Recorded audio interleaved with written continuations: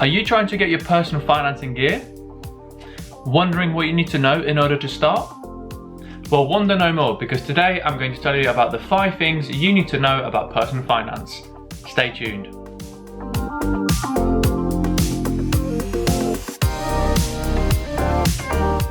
Hello everyone and welcome back to my channel. I'm Stan, and before we start off, as always, thank you very much for being here and thank you very much for your recent support. If you are new around here, do consider liking, commenting and hitting that subscription button, the red button, and the little notification bell so you never miss an upload. But going into today's video, I'm going to be going over the 5 things that you should know about personal finance.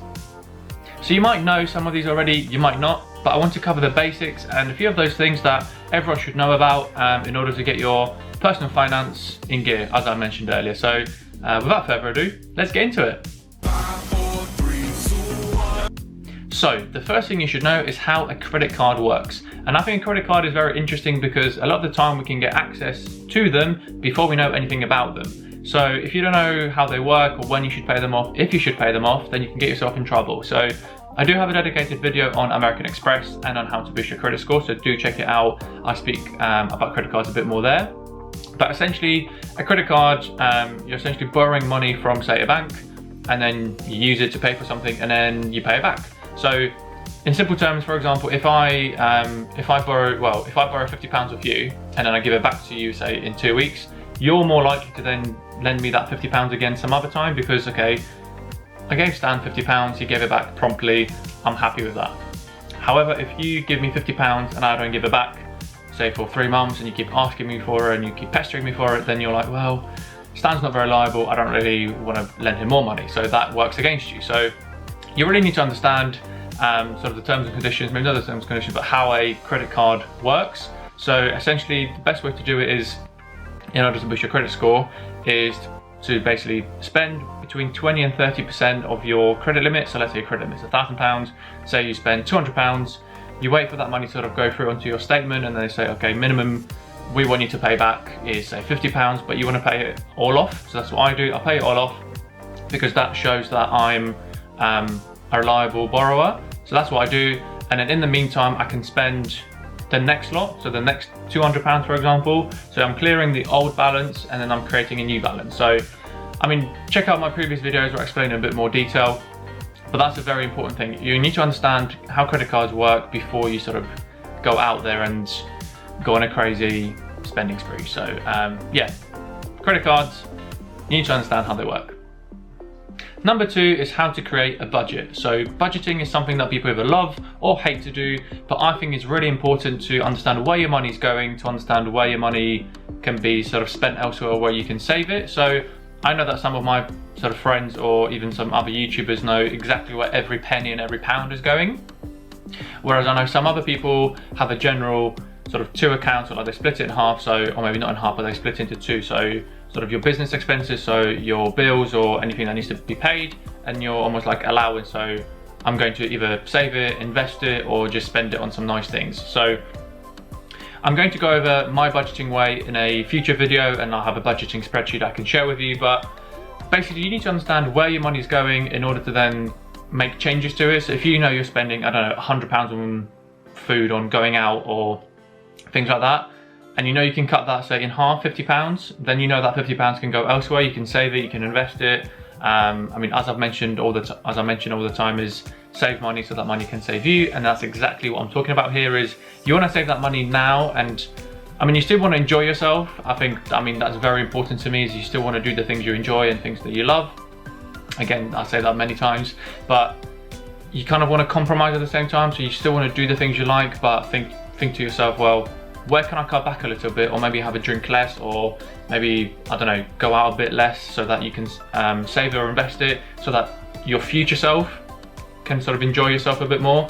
You can cut back on work or enjoy yourself so in other ways in the future. So it's very important to budget. So basically you need to start with how much your income is, how much you need to be spending on bills, so whether it's food, gas and electricity, council tax, whatever it might be, and then what you do with the rest. So if you say, I don't know, with the rest you can split it into, okay, I'm going to save this much. And that's the thing, you want to save first before you spend. A lot of people spend first, then they save the rest, and that's where a lot of people, in my opinion, go wrong. So you want to say save, I don't know, the next £200, and then with the rest, say you've got £100 left as disposable income, as they call it. Then you can decide where that goes. So that could go towards, I don't know, going out, going for a few drinks, buying yourself a nice pair of shoes, whatever it may be. But you need to, basically what I'm saying is you need to understand where your money's going in order to be better with it. So creating a budget.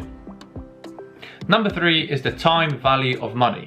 And the time value of money is a very simple principle to understand. It basically states that any amount of money today is worth more than the same amount of money worth in the future because of its earning potential. And what I mean by that, if we take, say, £100 today is worth more than £100 in a year, because the today £100, you could invest it and earn money on it. So if we take that £100, put it, I don't know, in some stocks and shares or an index fund, whatever it may be, or your savings account, and say you get a 9% return, that £100 will then grow into £109 in a year. Compared to the £100 just in a year, well, you're £9 better off. And that's what basically the principle or the thing is trying to say. Basically, that £100 today, you can do something with it, therefore it's worth more in the future. Because if you then compare that 100 to 109, if you finish off with that 100 and then you take it back, then that's worth that's worth like £91, £92 because of its potential like loss, if that makes sense. So if you started with £92, then it would increase to 100. That might have just confused you, but basically what I'm saying is any money today is worth more than the same amount of money in the future. So if someone says, do you want £100 now, or do you want £100 in a year? Well, you want to take it now because you can do something with it. Simple as that. And this is very important when we think about the next point, number 4, which is start investing early. Look at this graph. Yes, let's take a look at this graph. So what it's saying is that when our purple saver starts investing earlier on in life, the time value of his money allows for gaining potential greater than the orange saver who started 10 years later. So the purple one started at 25, orange one started 10 years later at 35. So that's kind of obvious. The purple one will gain more than the orange one. Fine. But then our blue saver, okay, who is saving double, still won't get as much as purple purely because of time. So after all, time is money. So here, saver A, you start with £1,000, you put in £1,000 at the end of every month, compounding monthly annual return of 6%. So just like the previous graph, we had it for 45 years. So again, this is just a pure example. So you end up with almost $2.8 million in this case, okay? So again, I know this sounds like a lot, £1,000 every month, okay, fine. But what I'm just trying to say is if you do it for 45 years, you end up with 2.8 million, okay? If we then compare, in this scenario, we have saver B, and they started off with £4,000 and they add £4,000 at the end of every month. So they are doing 4 times as much, they've quadrupled what saver A did, but they've only done it for 20 years, okay? So after 20 years at the same return rate of 6%, they only end up with, I say only, but they only end up with not 1.9 million, okay? So even though you're saving 4 times as much, but only for 20 years, you don't get as big of a return because of the time value of money, okay? So you want to start investing early, even if it's a little. So what's the moral of the story?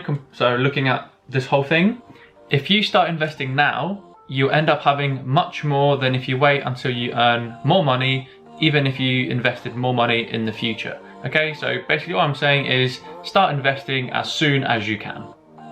And finally, number 5 is let your money work for you. So consider this. If you can save and invest £500,000 and you average 10% on your investment portfolio, you can earn £50,000 every year without doing anything other than having that money. If you can up that to say 2 million, you can save or you can earn £200,000, okay, 10%. Or if you up that again, if you can invest 10 million, you can earn 1 million just from your portfolio and from the performance of it. So what I'm saying is the more you can save and invest, the more you can earn without lifting your finger. Obviously you have to sort of manage the funds or see where they're going, but essentially what you can do is invest loads of money and then just live off that interest income or the investment income, whatever you want to call it, and that's great. And I think that's what I'm trying to get at, is save as much money as you can so that the money will work for you and give you more money back, and then you can just enjoy that. If your goal is financial security, then it doesn't take rocket science. So all it takes is a bit of sacrifice and discipline early on. So it comes back to the other points where you want to save as early as you can, even if it's just small chunks, even if it's £10, £100, however much you can afford. And that's what I'm trying to get at, is you want to save as soon as possible so that you can sort of reap in those benefits and those rewards in the future. So as I always say, save money so that money can save you. Okay, happy days.